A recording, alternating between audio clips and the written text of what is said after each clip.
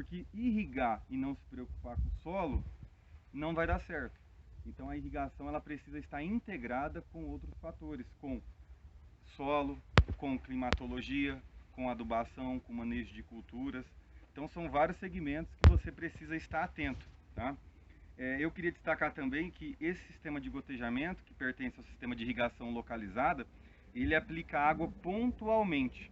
Então essa área intermediária entre os canteiros, ela não será irrigada. Isso muito positivo, porque economiza a água é aplicada apenas aqui próximo à planta, não vai crescer plantas daninhas aqui no meio do canteiro, porque não vai ter aplicação de água. E também o tomate, que é uma cultura muito suscetível à doença, as folhas do tomate, o dossel vegetativo, não vai receber água diretamente. Isso é muito positivo no que tange aí ao desenvolvimento de pragas e doenças principalmente. Eu vou passar para o Helder aqui, que é expertise. Lembrando que eu não enfatizei, esse é um sistema orgânico, um sistema que vem sido muito procurado. Quem quer que pense em um negócio, quer se atualizar, eu até recomendo o AgroEco Soluções. Assista os vídeos que tem muitas dicas e o Helder vai explicar quais são os desafios do sistema orgânico e o que vai ser feito aqui nessa área, o que vai ser cultivado, como que está sendo o planejamento. Professor, só para colocar um pouco mais para o pessoal, ó, olá pessoal, eu sou o Helder do AgroEco Soluções e eu queria mais uma vez agradecer ao professor Alves Cândido. Se inscrevam lá no canal dele, vou deixar o link na descrição aqui, pessoal. Então aqui, como o professor já comentou, nós tínhamos uma produção de tomate sweet grape e também tomate tipo salada nesse ambiente protegido aqui. Qual que é a vantagem da gente ter um ambiente protegido para trabalhar com tomate? Tomate é uma cultura muito exigente, tanto que diz respeito à sanidade da cultura como um todo, né? E nisso o ambiente ele interfere bastante. A gente tem estufa aqui, essa estufa é toda protegida com tela antifídica, que é para evitar já a entrada das principais pragas-chave da cultura, por exemplo, a traça do tomateiro, pulgão, todo tipo de inseto que pode causar algum efeito deletério para essa cultura. Na questão da irrigação, o tomate ele não gosta de ambiente úmido, então a gente tem que necessariamente trabalhar com uma irrigação eficiente. Nesse caso, a irrigação mais eficiente que a gente tem é o sistema de gotejamento, mais uma vez. Por esses motivos que o professor acabou de comentar. Aqui nós temos um canteiro um tamanho específico já para a cultura do tomate, não é um canteiro muito largo, é um canteiro que a raiz precisa dele para se desenvolver, a raiz do tomate. A gente tem a questão da estruturação toda do solo, para que essa raiz consiga se desenvolver, a sua raiz pivotante, mas também aquelas raízes que vão captar mais nutrientes. E aí entra a questão da nossa fertirrigação que a gente sempre faz aqui, em pulso, 2 a 3 vezes por semana. Bom, aí a forma de fazer esses canteiros tudo levando em consideração a estrutura do solo, a estruturação do solo e o formato do canteiro. A fertirrigação, aliás, a irrigação, como o professor já muito bem comentou, ela vai ficar embaixo do mulching, nesse caso, para evitar o contato da planta com o solo, com todo, né? E evitar que as folhas fiquem em contato com o solo, para evitar as plantas daninhas ou plantas espontâneas em cima do canteiro. E para evitar também que a água vá para uma área que ela não pode ir, que são os corredores. E aí a gente vai ter aqueles problemas que o professor comentou aqui. A gente vai ter o nosso ambiente aqui já menos eficiente, que a gente vai ter plantas espontâneas aqui, mais trabalho para limpar, por exemplo. E a questão da irrigação, nesse ponto, é muito importante. O gotejamento é muito eficiente porque a planta ela vai gastar energia para que a sua raiz vá procurar onde tem água. A água já vai estar disponível como nutriente que ela precisa ali naquele momento. Mas eu queria destacar aqui, pessoal, por a gente estar num ambiente protegido, a questão da sanidade da planta também, mas a questão do planejamento da cultura do tomate. Você tem que levar em consideração alguns fatores que a gente considera hoje muito importantes para quem trabalha em ambiente protegido, em estufa, com a cultura do tomate. Escalonamento da produção, você tem que saber o que você vai plantar em primeiro lugar, né? Qual que é o seu objetivo? Mais o escalonamento da produção, a sua mão de obra disponível, porque o tomate é uma cultura que exige muito, por isso que ele tem um alto custo. E aí a forma que você vai manejar a sua cultura dentro da estufa. O tomate pode ser conduzido com uma haste, com duas hastes, até três hastes. E aí chegando em cima, lá no limite do fitilho, você pode reconduzir essas hastes para baixo.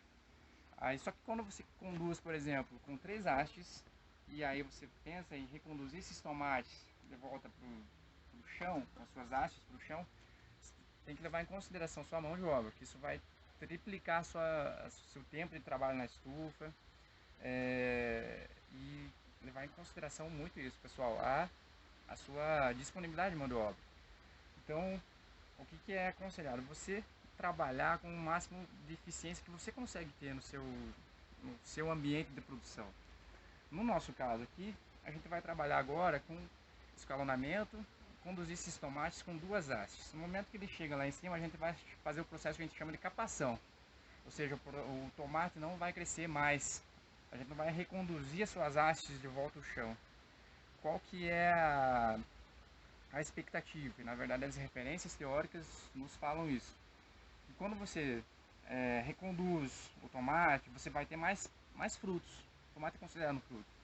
Mas você vai ter também um fruto menor, porque a planta, na relação fonte-dreno, ela vai ter mais frutos para ela preencher. Suas folhas vão ter que preencher mais frutos. Quando você trabalha com poucas hastes e você faz esse processo de capação, a planta não vai precisar descer novamente, ela vai gastar menos energia, ela vai encher mais os seus frutos. E a gente vai trabalhar uma redução do nosso espaçamento. A gente trabalhava com 50 centímetros entre plantas e hoje a gente vai trabalhar nos próximos cultivos com 40. Então a gente não vai reconduzir com 3, a gente vai reduzir o espaçamento e a gente espera ter também uma grande produtividade, levando em consideração a nossa mão de obra que a gente tem disponível hoje aqui. O Helder, você comentou sobre a fertirrigação, né? Então esse sistema de Certo. gotejamento com mulching, né? O gotejamento vai embaixo do plástico, que é o mulching. Como que é feito a fertirrigação aqui nesse ambiente? Bom, a gente tem um sistema de irrigação que hoje ele é automatizado. A gente tem programado, são 4 pulsos diários de irrigação, 7 da manhã, 10, meio-dia e 3 da tarde.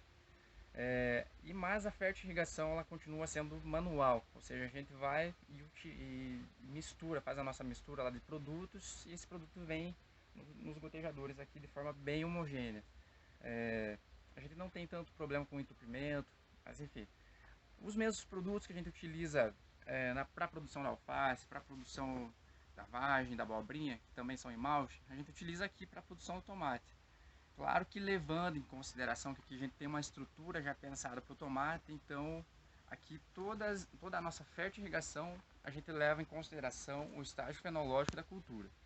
Por exemplo, se a gente tem um tomate que ele está no estágio vegetativo, a gente vai colocar os nutrientes que aquela cultura necessita naquele estágio. A partir do estágio reprodutivo, ele vai precisar um pouco mais de potássio, por exemplo, para encher o fruto. Ele vai precisar de fósforo para também encher esse fruto. Então a gente tem que colocar mais nutrientes nessa fase da cultura e diminuir outros nutrientes.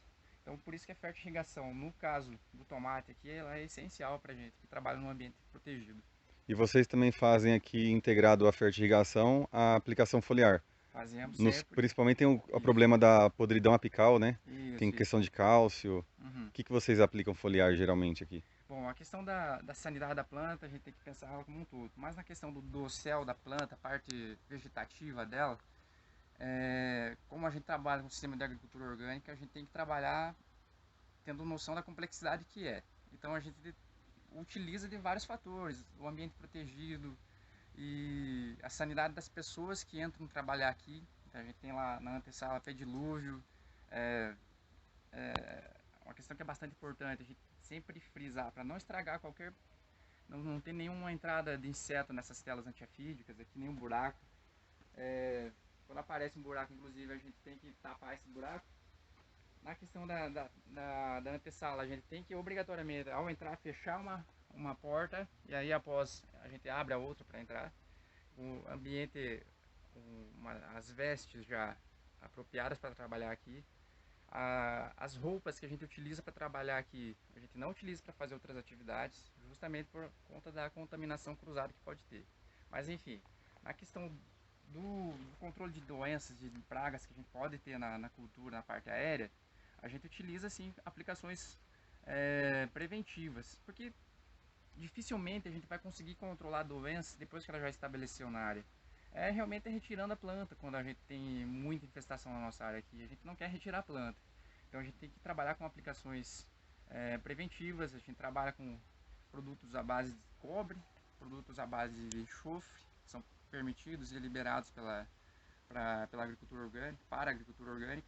E a gente faz utiliza o que a gente pode utilizar aqui, que são produtos foliares, melaço, extratos de planta, repelentes de insetos. Enfim, a gente tem uma determinada diversidade de produtos que a gente pode usar aqui, que a gente pode criar também. A literatura está aí para falar para a gente que a gente pode usar, por exemplo, para controlar uma formiga, para controlar uma vaquinha que pode aparecer. Então a gente utiliza dessa diversidade toda, tendo noção dessa complexidade que é trabalhar no sistema orgânico.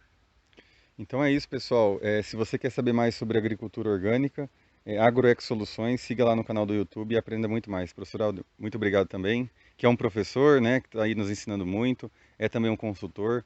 Então fica a dica aí para quem quer se aprofundar no assunto. Eu que agradeço, professor. Mais uma vez, muito obrigado pela oportunidade. Pessoal, se inscrevam lá no canal do professor. Vou deixar o vídeo o link do canal na descrição do vídeo aqui. E são vídeos muito interessantes e vale a pena se inscrever para ficar acompanhando a produção do professor. Então, obrigado e até a próxima.